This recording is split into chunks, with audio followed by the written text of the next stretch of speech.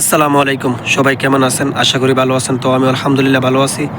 তো আজকে নতুন একটা ভিডিও নিয়ে আসলাম। তো আজকে বলবো আপনারা সৌদি আরব আসার পরে মানে কি করলে খুব জলদি মানে সৌদি আরবের মধ্যে চাকরি পেয়ে যাবেন। দেখুন, সৌদি আরব এখন যাদের জন্য খারাপ ওদের জন্যই খারাপ, ঠিক আছে? মানে যারা সৌদি আরব কাজ নাই, চাকরি নেই, ওদের জন্য খারাপ। আর যারা বর্তমানে সৌদি আরব চাকরি আছে, কাজ আছে, ওদের জন্য সৌদি আরব ভালো, ঠিক আছে? তো এটা বলা ভুল হবে যে সৌদি আরবের অবস্থা খারাপ।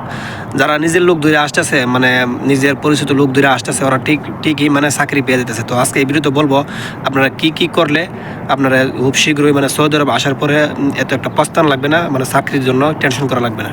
আমি তাকে সৌদি আরব তাবুক, এখানে আমি একটা চাকরি করি। আমি যখন প্রথম সৌদি আরব আসছিলাম তখন আমার একটা ভুলের কারণে আমি 6-7 মাস বসেছিলাম, ঠিক আছে? আমার ভুলটা হলো মানে আমি নিজের লোক ধরে আসি নাই। মানে মামার স্বাস্থ্য, আমার নিজের মামার একজন স্বাস্থ্য সম্বন্ধী ছিল, ওনারা ধরে আসছি, তাই আমার মানে চাকরিটা পেতে একটু দেরি হয়েছে। তবুও আমি আসছিলাম অন্য ডিস্ট্রিক্ট। এখন আমি বর্তমানে আছি তাবুক, সৌদি আরব তাবুক ডিস্ট্রিক্ট।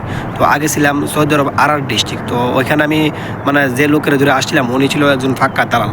মানে আমার মামার আপন সম্বন্ধী ছিল না, মামার আপন সম্বন্ধীর দোস্ত ছিল, মানে কি একটা ছিল, যে কোনো একজন একটা ছিল। তো উনি আমাকে আনার পরে উনি আমার চাকরি দেয় নাই। দেখেন, আমার মামার আপন সম্বন্ধীর দুস্থ হয়েও আমাকে চাকরি দেয় নাই। তো আমি আপনাদেরকে একটা সাজেস্টই করব, আপনারা কি করবেন, নিজের লোক ধরে আসবেন। নিজের লোক ধরে আসলে আপনারা কোনোদিন প্রতারিত হবে না। আমরা আগের ভিডিওতেও বলছি। তো আমি চাই না আমার প্রতিটা বাঙালি ভাই কোনো আয়সা কোনো বিপদে পড়ুক। সৌদি আরব মানে অবস্থা খারাপ, এটা বললে ভুল হবে। আপনারা যদি নিজের লোক ধরে আসতে পারেন, অথবা ভেবে চিন্তে আসতে পারেন, অথবা নিজের লোক ধরে ভালো ভিসা দিয়ে আসতে পারেন।